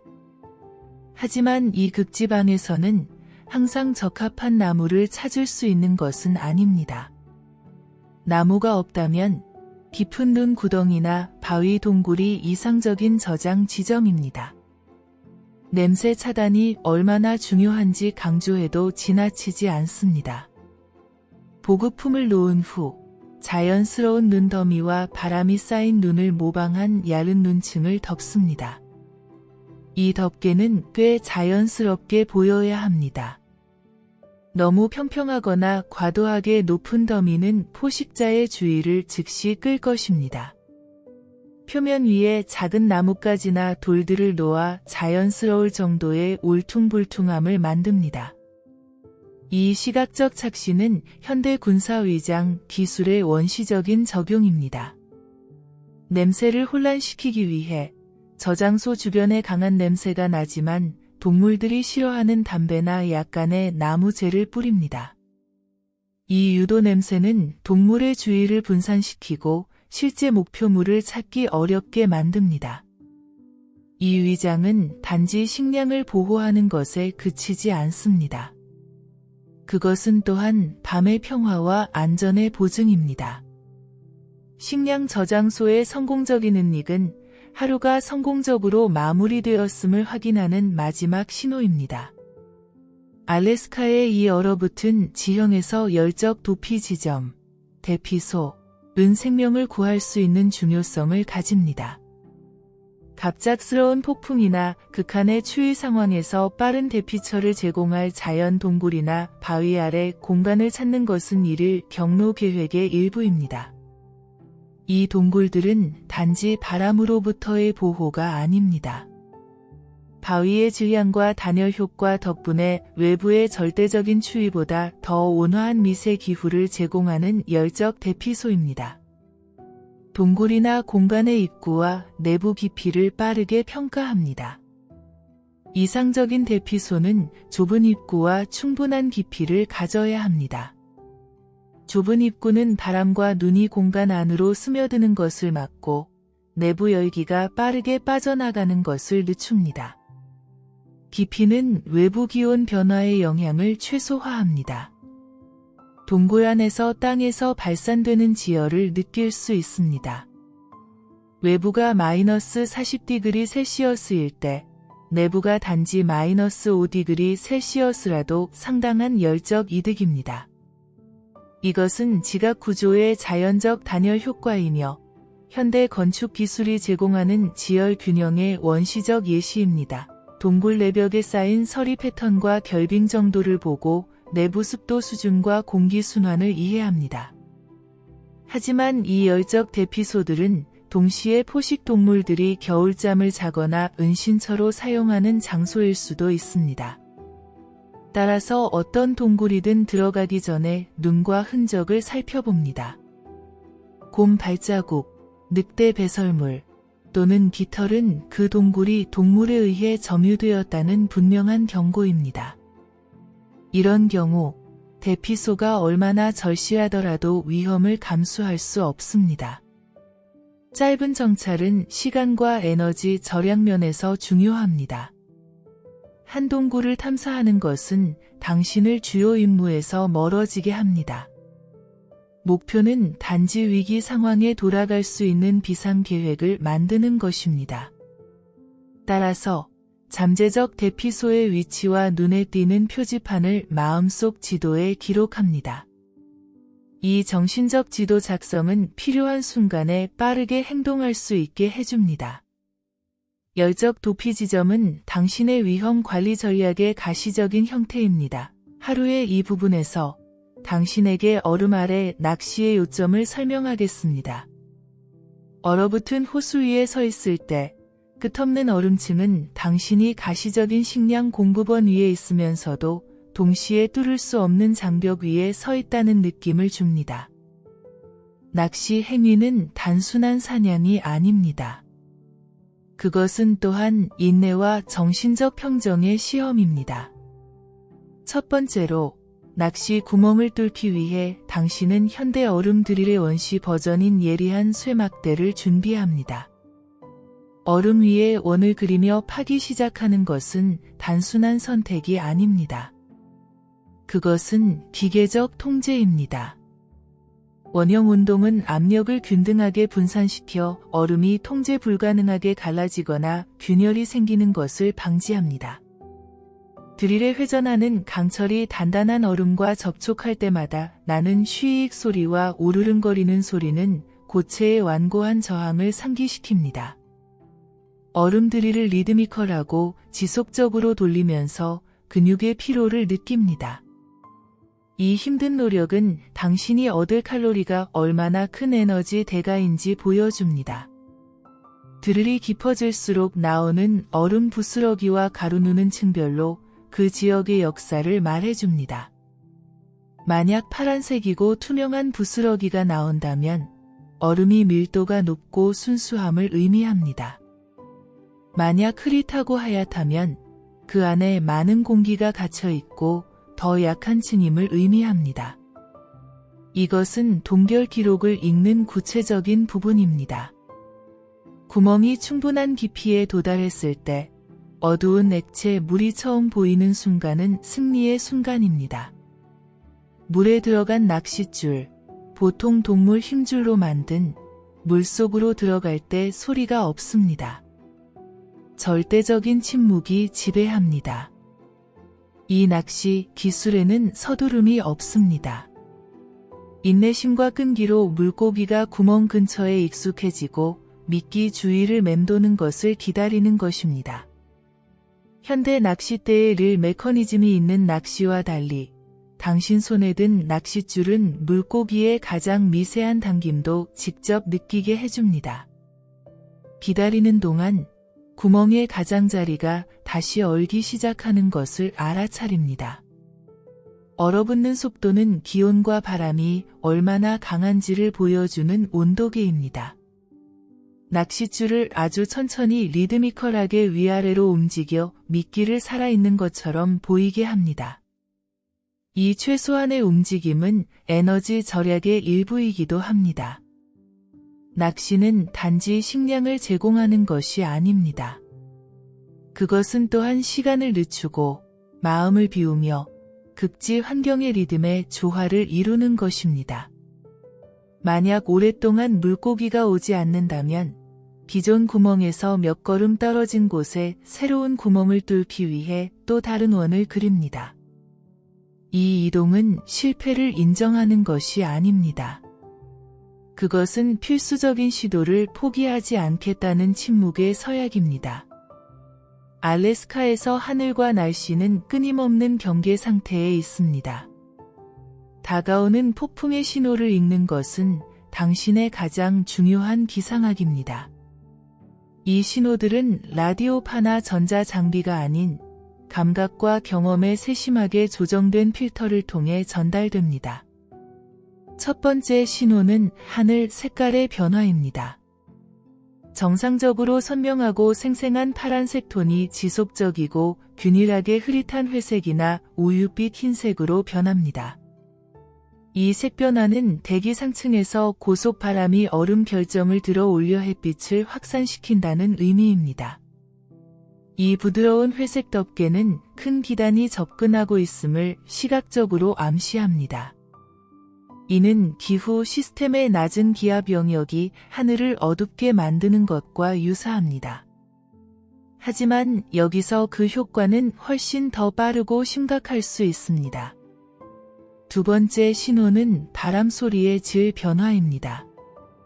정상적으로 일정하거나 가벼운 바람 소리가 높은 음조의 지속적인 휘파람 소리로 변합니다.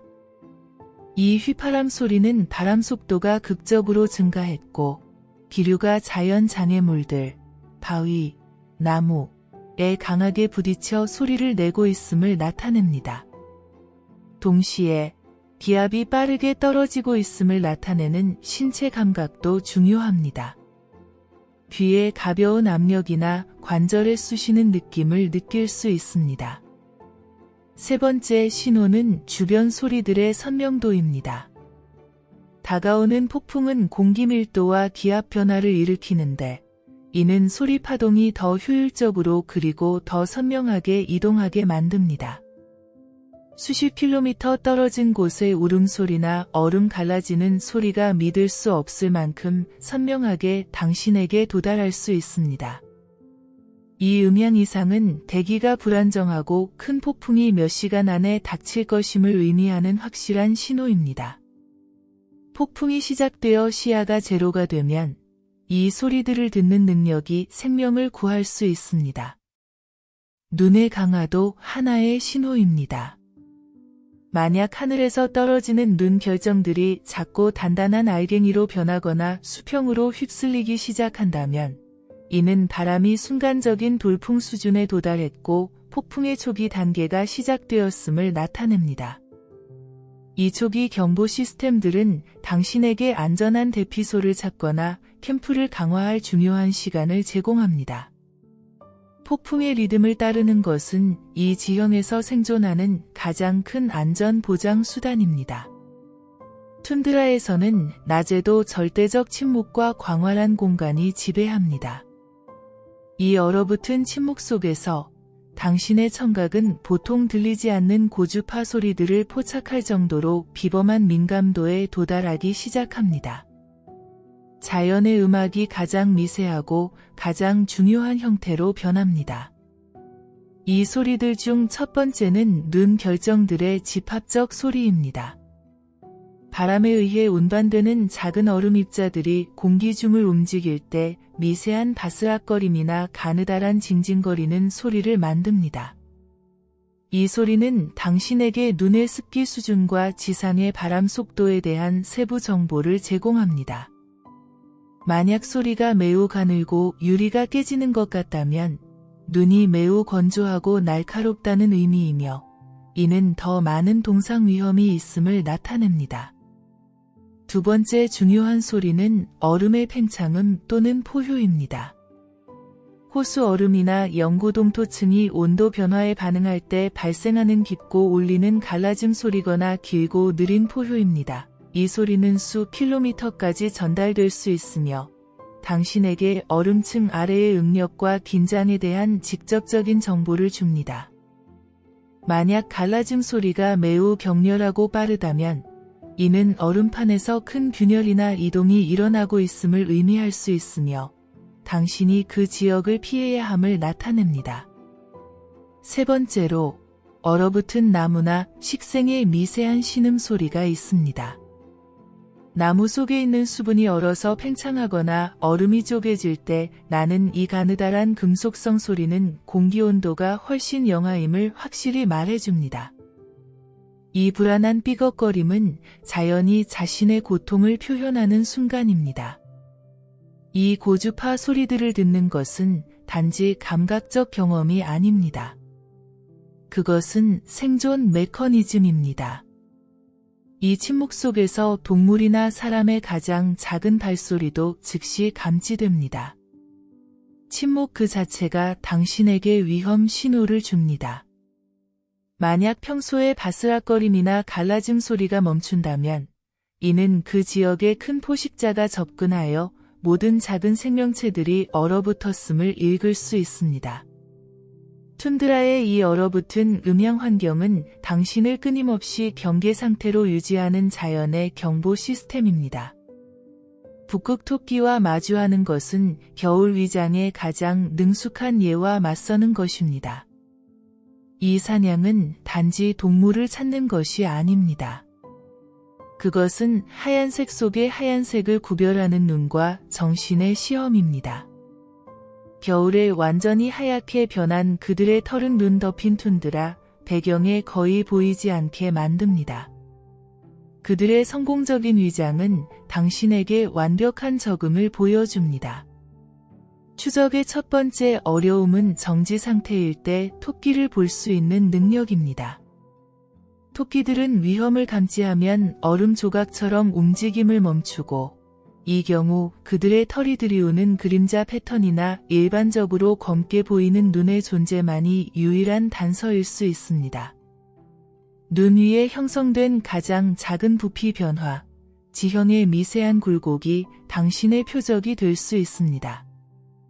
이것은 사냥이 시각적 퍼즐로 변하는 순간입니다. 두 번째 도전은 그들의 움직임입니다.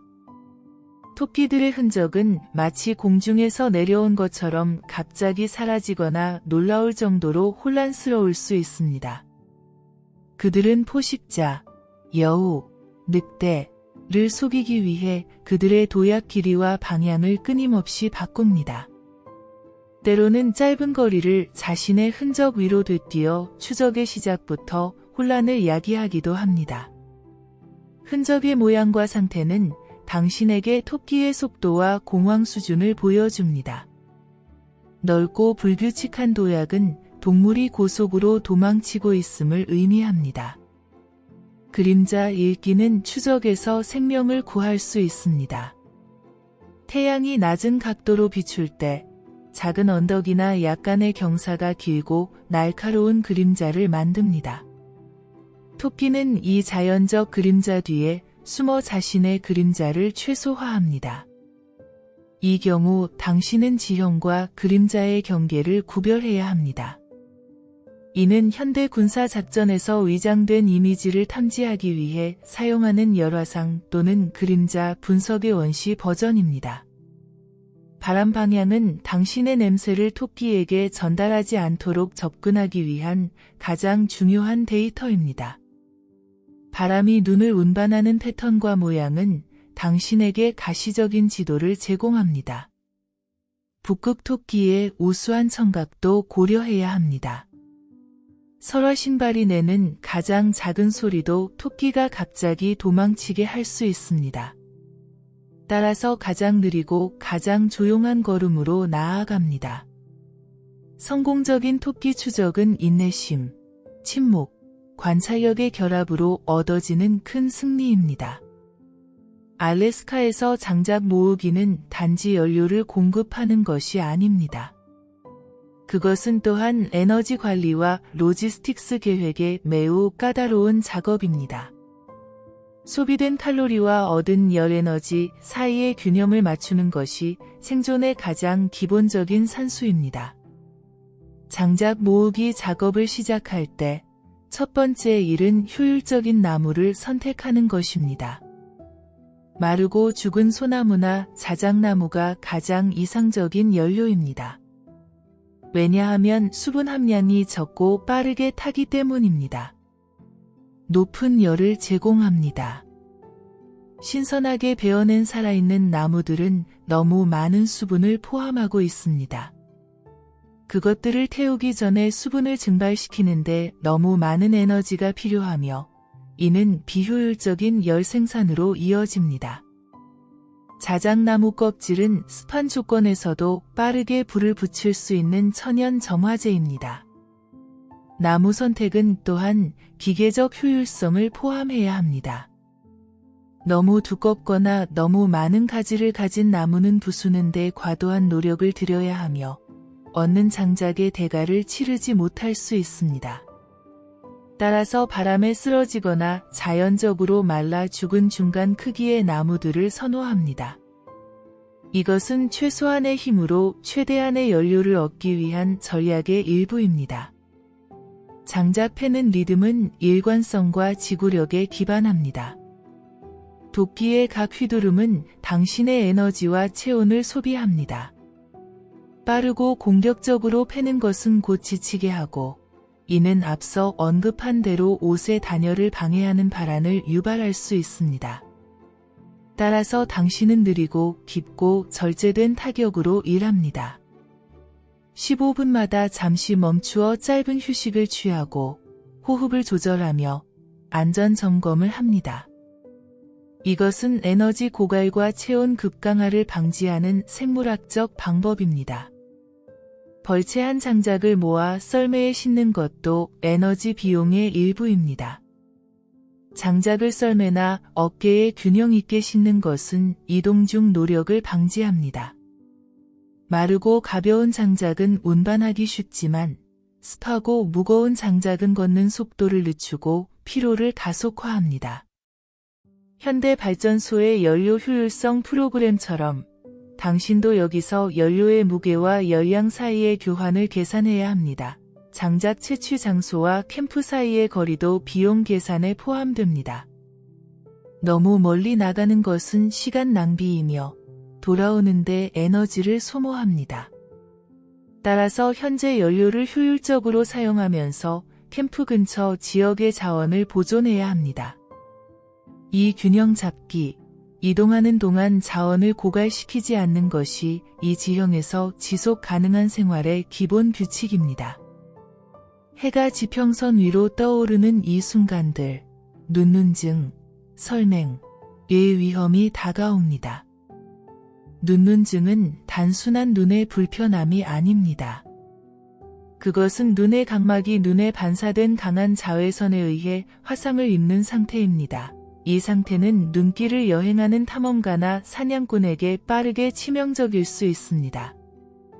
왜냐하면 시력 손실은 길을 잃는 것을 의미하기 때문입니다. 이 위험에 대항해 사용되는 전통적인 눈보안경은 현대 플라스틱이나 유리로 만들어진 것이 아닙니다. 그것은 동물 털, 뼈 또는 가공된 나무로 만들어졌으며 매우 좁은 틈을 포함하는 차광 도구입니다. 이 원시적인 보호 도구의 원리는 한 가지 원리에 기반합니다. 눈에 도달하는 빛의 양을 물리적으로 제한하는 것. 수평 틈은 당신에게 좁은 시야를 제공합니다. 하지만 이 좁은 대여폭이 반사된 과도한 빛과 해로운 자외선을 크게 차단합니다. 안쪽 표면을 수디나 어두운 색소로 그을리거나 칠하여 자연스러운 차광 효과를 냅니다. 이 칠하고 어두운 표면은 틈으로 스며드는 빛의 눈 내부 반사를 방지합니다. 이 간단한 설계는 눈의 자연적 보호 메커니즘을 증폭시킵니다. 이 차광은 단지 강한 빛 속에서뿐만 아니라 폭풍 후 눈 표면이 결정화되어 높은 반사율을 보이는 날에도 매우 중요합니다. 전통적인 눈보안경 사용은 지속적인 적응을 요구합니다. 수평 틈을 통해 보면서 머리를 움직여 주변을 훑어보아야 합니다. 이는 눈의 동공을 움직이는 것보다 덜 필요합니다. 이 기계적 스캔은 당신에게 더 느리고 세심한 진행 리듬을 부여합니다. 이것은 성급하고 빠르게 움직이려는 충동을 억누릅니다. 당신은 눈을 보호하기 위해 시야의 편의성을 포기합니다. 이 차광 장치는 눈이 그림자와 밝은 영역 사이의 대비를 더 잘 구별할 수 있게 해줍니다. 눈눈증의 첫 징후, 눈물, 눈 속 모래 감각가 나타나면 즉시 대처해야 합니다. 이런 상황이 발생하면 눈보안경을 쓰고 가능하면 어두운 곳으로 피신해야 합니다. 그렇지 않으면 몇 시간 안에 일시적 실명에 이를 수 있습니다. 현대 유리가 발명되지 않은 이 시대에 이 나무 눈보안경들은 눈 건강과 항해의 유일한 보장이었습니다. 저녁이 되면 눈보안경을 벗고 긴장된 눈 주변 근육을 따뜻한 모피로 가볍게 마사지합니다. 눈눈증에 대한 이 수동적 방어는 태양이 뜨거운 날에도 자연의 잔인함을 잊지 말라고 끊임없이 상기시킵니다. 얼어붙은 밤의 추위 속에서 곰 가죽으로 만든 침낭은 당신의 몸과 차가운 공기 사이의 마지막이자 가장 견고한 장벽입니다. 이 침낭의 열용량은 현대 합성 소재가 제공할 수 없는 자연적 효율성을 제공합니다. 공 가죽은 단지 두껍고 무거운 것이 아닙니다. 그것은 또한 열적 특성 면에서도 복잡한 구조를 가집니다. 공 가죽의 단열 비밀은 털의 밀도와 가죽 아래의 지방층에 있습니다.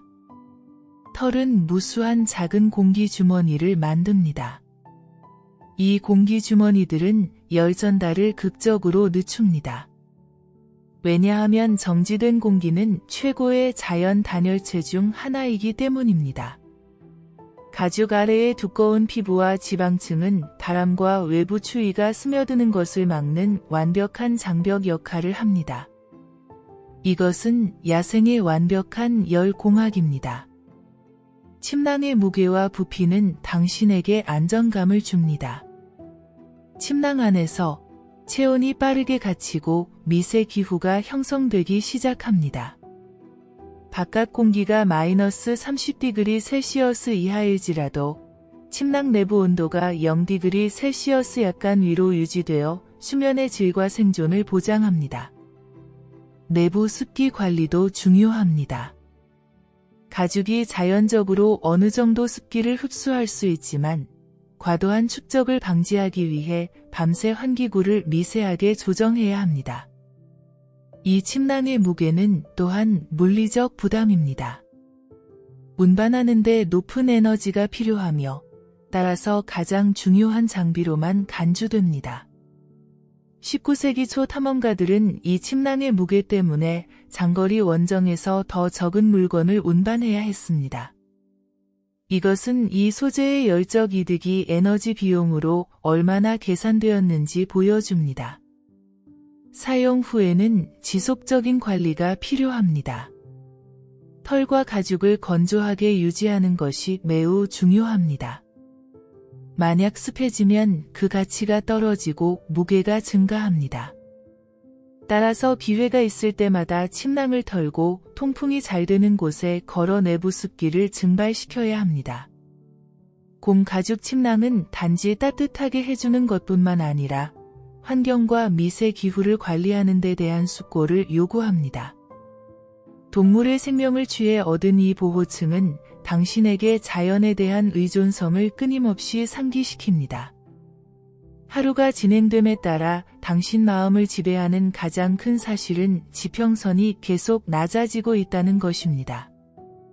북극권에 가까워질수록 낮의 길이는 기하급수적으로 짧아지고 매일 어둠이 더 일찍 찾아오고 더 늦게 물러납니다. 이 천문학적 현실은 당신의 리듬과 생존 전략을 깊이 있게 형성합니다. 이 빠르게 짧아지는 일조 시간은 당신에게 시간 제한이 있음을 끊임없이 상기시킵니다. 해야 할 일들은 엄격한 시간표에 맞춰야 합니다. 장작 패기, 사냥, 물 길어오기 또는 캠프 강화에 쓰는 매부는 되돌릴 수 없는 손실입니다. 이 상황은 온대 기후에서 햇빛을 당연시하는 것과는 다릅니다. 당신에게 햇빛은 측정 가능하고 소중한 연료가 됩니다. 해가 지평선에 가까워지는 이 순간들, 기온도 빠르게 떨어지기 시작합니다. 빛이 사라짐에 따라 외부 환경의 열 에너지도 제거됩니다. 이 급격한 냉각, 일몰 충격은 당신의 몸이 적응해야 하는 물리적 전환입니다. 따라서 해가 지기 시작하는 정확한 시간을 알아야 하며 최소한 1시간 전에 캠프로 돌아오는 것을 목표로 해야 합니다. 이것은 태양과의 엄격한 약속입니다. 해가 지평선에서 붉고 주황색 톤으로 낮아지기 시작할 때 관찰의 시간입니다. 이 짧은 시간은 지형의 랜드마크들, 봉우리, 바위, 나무 군락, 급격한 지형 변화를 볼 수 있게 해줍니다. 낮은 각도의 햇빛은 가장 미세한 세부 사항들도 긴 그림자로 드러내게 하여 흔적이나 숨은 위험을 더 명확히 보는 데 도움을 줍니다. 이 짧은 시각적 선명도는 당신의 경로를 확인하는 데 귀중합니다. 이 감소하는 빛은 또한 정신적 압박을 만듭니다. 다가오는 어둠은 고독감과 위험 인식을 높입니다. 이 압박에 굴복하지 않고 당황하지 않는 것은 정신적 수련의 표시입니다. 해가 지는 것을 보면서 모든 일이 완료되었고 밤을 위한 모든 필요한 예방 조치가 취해졌는지 확인합니다. 하루의 끝은 단지 물리적 중지가 아닙니다. 그것은 또한 정신적 봉인입니다. 썰매 짐 싣기는 단순한 짐 꾸리기가 아닙니다. 그것은 또한 물리학과 기계, 공학의 기본 원리를 보여줍니다. 잘못 시든 썰매는 마찰을 증가시키고 개들을 지치게 하며 가장 작은 장애물에서도 전복될 위험을 안고 있습니다. 이는 생명을 위협하는 재앙이 될 수 있습니다. 짐 싣기 작업을 시작할 때 가장 무거운 장비와 가장 중요한 물자들을 썰매의 정중앙, 즉 무게 중심에 가깝게 놓습니다. 무게 중심을 지면에 가능한 가깝게 유지하는 것이 균형과 전복 저항성을 극대화합니다. 이것은 물리적 안정성의 핵심입니다. 예를 들어 얼어붙은 고기 덩어리나 금속 도구 같은 무거운 물품들은 가장 아래쪽과 중앙선을 따라 놓습니다. 가볍지만 부피가 큰 물품들, 모피, 침낭, 은 무거운 물건들 위와 썰매 측면에 놓습니다. 이것은 무게는 낮게 유지하면서 전체 하중의 부피를 늘리는 데 도움을 줍니다. 하지만 이 가벼운 물품들은 썰매 전체에 균등하게 분배되어야 합니다. 한쪽이 다른 쪽보다 무거우면 경사진 지형에서 옆으로 미끄러지거나 통제력을 잃을 수 있습니다. 중요한 규칙, 썰매의 앞부분이 뒷부분보다 약간 더 무거워야 합니다. 이 약간의 앞쪽 무게는 썰매가 눈 위에 더 잘 앉고 조종을 더 쉽게 만드는 미세한 앞쪽 기울기를 만듭니다. 만약 앞부분이 너무 가볍다면 썰매가 눈 위에서 튀기 시작하고 방향을 잡기 어려워질 수 있습니다.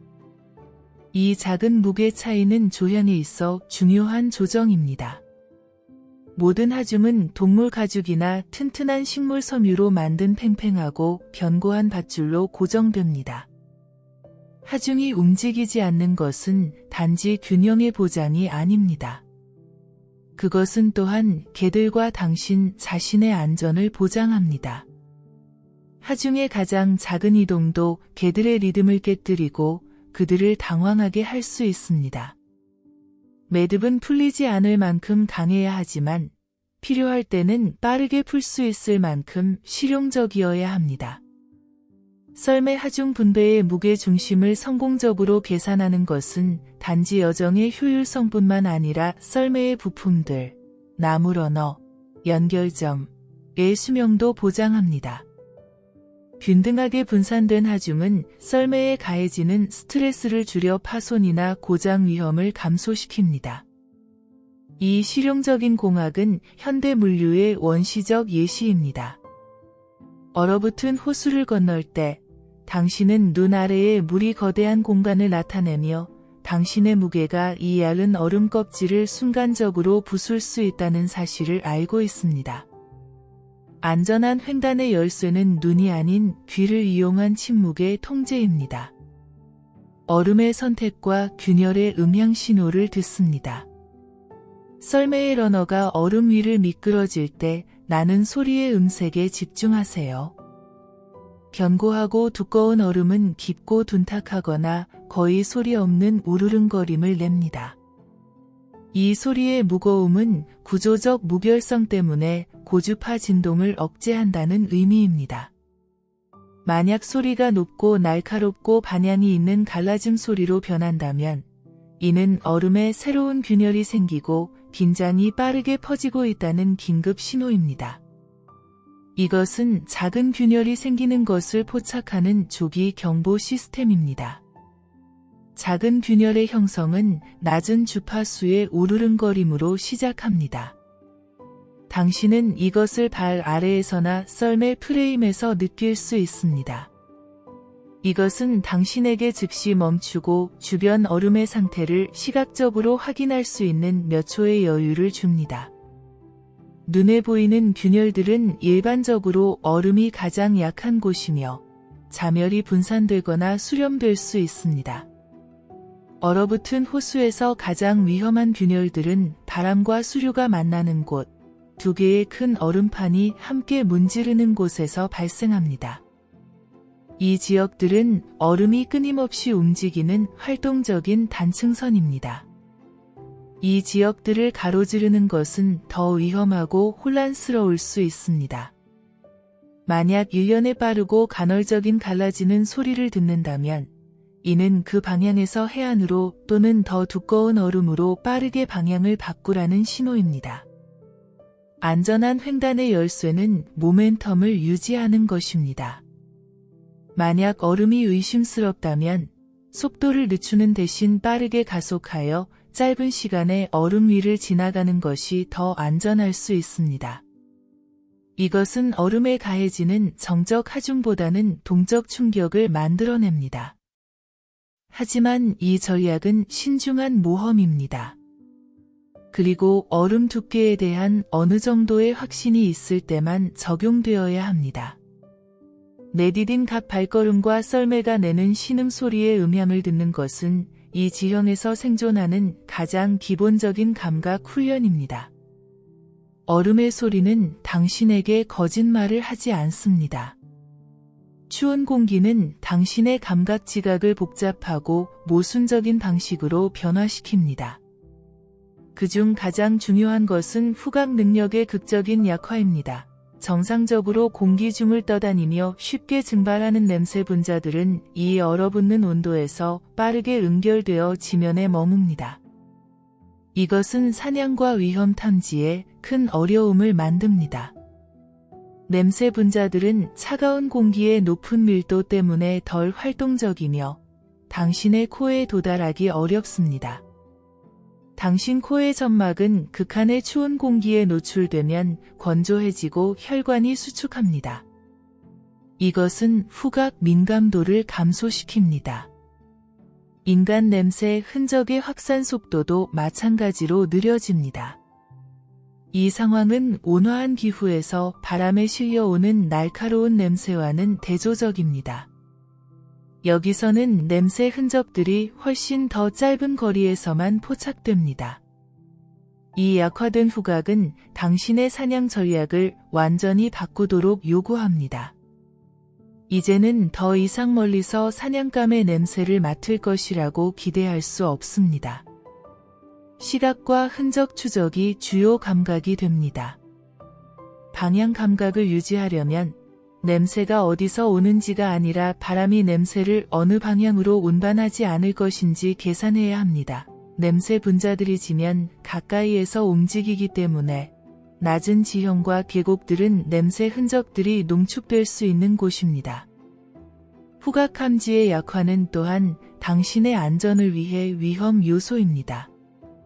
다가오는 포식자, 곰이나 늑대, 의 냄새를 제때 감지하지 못할 수 있습니다. 따라서 지속적으로 주시하고 귀를 기울여 주변을 탐색해야 합니다. 보이지 않는 위험의 침묵에 속아서는 안 됩니다. 현대 열화상 카메라에 접근할 수 없는 상황에서 후각의 자리를 고도로 발달된 주의력과 직관으로 대체해야 합니다. 이 상황에는 장점도 있습니다. 그것은 당신의 냄새도 마찬가지로 덜 퍼진다는 것을 의미합니다. 이는 사냥감에게 훨씬 더 가까이 접근할 수 있는 기회를 제공합니다. 포식자와 사냥감 동물들도 동일하게 약화된 후각으로 고통받기 때문에 바람 방향을 최대한 활용하여 더 정확하고 더 짧은 거리에서 사냥할 기회가 증가합니다. 후각의 이 물리적 제한은 당신에게 변화하는 환경 매개 변수에 대한 지속적인 재조정을 요구합니다. 밤이 내리고 텐트 안에 어둠이 깔리면 기름 램프의 작은 불꽃은 단지 빛의 원천이 아닙니다. 그것은 또한 자원의 측정 가능한 지표가 됩니다. 램프의 기름 소비율과 빛의 효율성은 당신의 자원 관리 기술의 신뢰성을 반영합니다. 당신이 사용하는 램프는 일반적으로 동물 기름, 고래 기름, 물개 기름, 이나 거친 식물성 기름으로 연료를 공급받는 간단한 그릇입니다. 심지의 두께와 태우는 길이가 기름 소비를 직접 결정합니다. 심지를 너무 높게 올리면 더 밝은 빛을 제공하지만 기름을 빠르게 소모하고 연기를 증가시킵니다. 연기는 공기를 오염시키는 것뿐만 아니라 램프의 유리나 보호 쉴드를 빠르게 그을려 빛의 출력을 떨어뜨립니다. 따라서 램프의 불꽃은 최소한의 기름 소비로 충분한 읽기 또는 작업 빛을 제공하도록 매우 잘 조정되어 있습니다. 이 희미한 빛은 눈을 피로하게 하지 않고 경제적인 사용을 가능하게 합니다. 빛의 분산은 램프를 반짝이는 금속이나 밝은 색모피 근처에 배치함으로써 향상될 수 있습니다. 이것은 조명을 내부 공간에 더 효과적으로 분산시킵니다. 기름 소비의 이 엄격한 통제는 당신에게 희소성에 대해 가르칩니다. 그램 단위의 기름은 잠재적으로 한 번의 사냥 기회나 생명을 구할 열기일 수 있습니다. 따라서 램프는 절대적으로 필요하지 않은 시간에는 사용되지 않습니다. 침낭에 들어간 후 램프를 끄기 전의 마지막 순간은 당신에게 하루의 회개를 할 기회를 줍니다. 전통적인 유럽 가정에서 사용된 양초나 가스램프의 낭비적인 조명과 달리 당신의 램프는 제한된 자원으로 장기 생존 전략을 반영합니다. 램프의 가볍게 흔들리는 불꽃은 어둡고 추운 지형에서 작은 희망과 안정의 지점입니다. 매일 밤 기름 수준을 확인하는 것은 내일의 비용을 오늘 보장하는 행위입니다. 알래스카의 겨울 생활은 지속적이고 강렬한 칼로리 전쟁입니다. 평균 체온 약 37°C 을 일정하게 유지하는 것은 현대온도 조절 장치가 제어하는 시스템이 아닙니다. 그것은 고지방, 고단백 식단으로 끊임없이 연료를 공급받는 생물학적 난로입니다. 추운 공기는 정상적인 대사율을 극적으로 증가시킵니다. 이것은 체온을 유지하기 위한 필수 에너지 지출입니다. 이 지형에서의 칼로리 소비는 온화한 기후의 사무직 근로자의 5배에 이를 수 있습니다. 이 극도의 수요는 식단을 지방과 고기 조각에 집중시킵니다. 동물성 지방은 높은 에너지 밀도를 가집니다. 1g의 지방은 9칼로리를 태우며 오랫동안 지속적이고 강력한 열을 제공합니다. 포화지방은 추운 날씨에 더 천천히 소화되기 때문에 열기도 더 천천히 그리고 더 균일하게 방출됩니다. 떨림, 오한, 은 끊임없는 칼로리 소비의 일부입니다. 몸은 중심 온도가 떨어지는 것을 막기 위해 근육을 빠르게 수축하고 이완시켜 추가 열을 생산하려 합니다. 이 강제적인 근육 활동은 연료를 요구합니다. 충분한 칼로리가 공급되지 않으면 멈추고 이는 저체온증이 시작될 수 있다는 경고 신호입니다. 식사 루틴은 무작위로 구성되지 않습니다. 당신은 아침과 긴 이동 직전에 가장 고칼로리 음식을 섭취합니다. 이것은 신체가 추위와 싸울 준비가 된 연료 저장소를 제공합니다. 저녁 식사는 가장 무거운 식사여야 합니다. 왜냐하면 수면 중 체온 유지가 가장 중요한 열적 전투이기 때문입니다. 식사 후 따뜻함의 느낌은 소비한 칼로리가 성공적으로 열로 변환되었다는 직접적인 피드백입니다. 이 지역에서 체온을 유지하는 것은 단지 동상을 막는 것이 아닙니다. 그것은 또한 정신적 명료성과 의사결정 능력을 보존하는 것입니다. 핵심 온도가 단 1°C만 떨어져도 판단력이 심각하게 영향을 받을 수 있습니다. 따라서 당신의 영양 공급은 단지 필요가 아닙니다. 그것은 다음 날을 맑은 정신과 낮은 실수율로 시작하기 위한 투자입니다. 해가 지평선에서 완전히 사라지는 것은 하루가 끝났음을 선언하는 마지막 시각적 신호입니다. 이 짧은 순간은 관찰 지점에서 이루어지는 철저한 검토를 위해 남겨집니다. 이 관찰은 단지 풍경을 바라보는 것이 아닙니다. 그것은 밤새 진행할 계획과 경로 계획의 필수적인 기본 정보를 수집하는 것을 포함합니다. 관찰 지점은 높은 언덕이나 넓은 시야를 제공하는 바위 형성이어야 합니다. 여기서 당신의 눈과 있다면 쌍안경으로 넓은 지평선을 훑어봅니다. 이 스캔의 주요 목적은 주변의 움직임과 연기나 빛과 같은 인간 활동의 흔적을 감지하는 것입니다. 가장 얇은 연기줄기나 먼 캠프불의 성광은 그 지역의 다른 존재를 나타내는 유일한 단서일 수 있습니다. 이 검토는 두 가지 목적을 가집니다.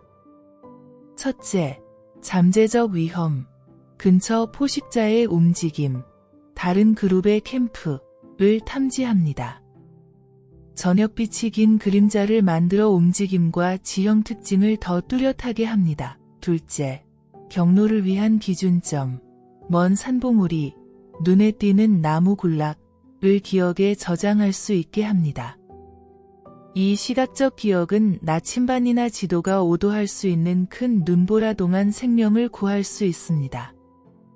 일몰의 색깔에 주의해야 합니다. 태양 주변의 강렬한 붉은색과 주황색은 일반적으로 대기 중 고기압과 건조한 공기가 있음을 의미하며 이는 좋은 날씨가 계속될 것임을 암시합니다. 만약 색깔이 창백하고 흐릿하다면 이는 저기압과 다가오는 폭풍의 전조일 수 있습니다. 이 천체 색상 분석은 날씨 예측의 가장 전통적인 방법입니다. 관찰 중에 당신은 멀리서 당신의 캠프 위치를 검토합니다. 당신의 불의 연기나 램프의 빛이 얼마나 눈에 띄는가? 그것은 위장되어 있는가? 이 원격 평가는 밤 동안 자신의 안전을 위해 추가 예방 조치를 취해야 하는지 결정하는 데 도움을 줍니다. 일몰 시의 관찰 지점은 자연과 그리고 자신의 존재와 마지막으로 마주하는 순간입니다. 알래스카 겨울의 침묵은 단지 소리의 부재가 아닙니다. 그것은 또한 마음의 소리를 압도하는 절대적인 형태의 존재입니다. 이 끝없는 침묵과 고독의 무게는 하루의 육체적 피로보다 더 무거울 수 있는 심리적 부담입니다. 이 침묵은 당신의 내면의 목소리와 걱정들이 외부 소음에 의해 가려지지 않음을 의미합니다. 마음속에서 반복되는 만남, 기억, 가상의 대화들은 실제 세계의 외부 소음에 의해 차단되지 않습니다. 이 상태는 장기간 노출되면 정신적 피로와 고립감으로 이어질 수 있습니다. 이 강제적인 고독은 유럽 수도원이나 은둔지에서의 자발적인 고독과는 다릅니다. 여기서 침묵은 부과된 상태이며 자연의 광활함에 의해 강화됩니다. 침묵의 무게는 당신의 움직임과 소리를 증폭시킵니다. 텐트 안에서 담요의 바스락거림, 당신의 호흡 소리, 나무 조각의 탁 소리는 정상적으로 들리지 않을 소리로 인식됩니다. 이 음향 증폭은 당신을 끊임없이 경계 상태로 유지하고 이완을 방해합니다. 정신적 피로는 끊임없는 경계 상태에서 비롯됩니다. 당신의 잠재의식은 가장 작은 소리도 위험 신호일 수 있음을 알고 있습니다. 이 고독과 침묵이 만드는 정신적 피로를 완화하기 위해 의식들이 만들어집니다. 썰매 개들과 대화하기, 총기 관리 중에 조용히 흥얼거리기, 또는 일기 쓰기는 자신의 마음에 외부 소리를 부여하는 방법들입니다.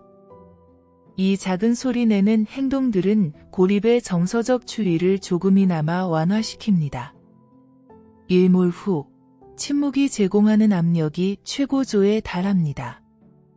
밤의 포위와 추위는 고립감을 구체화합니다. 이 순간에서 당신은 위안을 스토브의 부드러운 타는 소리, 기름 램프의 흔들리는 불꽃, 또는 자신의 호흡의 리드미컬한 소리에서 찾습니다. 침묵의 정신적 무게를 받아들이고 그것을 동반자로 보는 것이 이 긴 밤들을 견디는 심리적 비밀입니다. 좋은 밤 되세요.